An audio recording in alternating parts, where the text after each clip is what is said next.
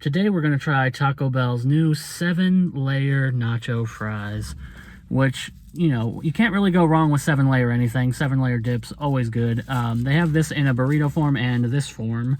$3.99 at Taco Bell right now. And I had to write this down because I would forget what the layers are. But also, curiously, there's not 7 layers. There's, in fact, 8 layers. I think they just called it 7 layers because that's, you know, the association in everybody's mind is 7 layers, like, you know, the good one. But there's 8 layers, so I'm very confused. Got it written down right here in case anybody's curious to see my terrible handwriting. But we have ground beef, black beans, guacamole, nacho cheese sauce, sour cream, chipotle sauce, tomatoes, and shredded cheddar. And also, if you noticed on there, I wrote cherry bliss freeze because I was going to do a review on that, but they didn't have it. So that's the layers. It looks fantastic. It seems maybe like it might be kind of a redundant review because we already know that nacho fries are good, and we already know that top nacho fries are good because they've had nacho fries in the past. They had like the white hot nacho fries. They've had top nacho fries before.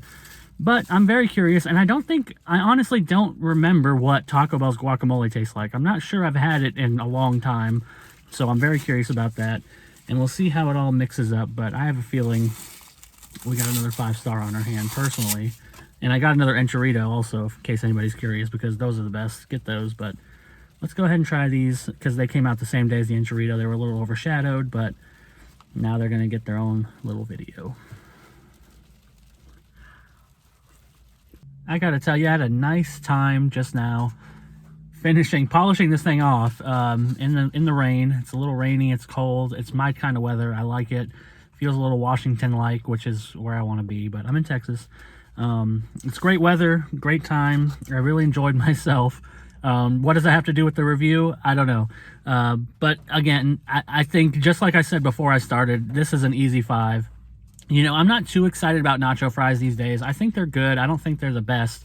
I kind of hate that they just bring them back all the time, which is why I'm okay with this one. It feels like they kind of dropped it with the enchilada, and it was a little bit buried, maybe. Maybe that's just my opinion. But it feels like they dropped it with the enchilada for a reason, which is that it's not exactly an exciting prospect to have top nacho fries with, you know, a bunch of stuff on the menu on it. It's an interesting thing, but there's nothing new here. It's just a reformulation of things that already exist, which happens a lot at Taco Bell. I mean, the enchilada's that in a way, but this feels even more derivative because it's just fries with stuff on it, and they've already done that many, many, many times. I do like the combination they got here, though. The Chipotle sauce really makes it.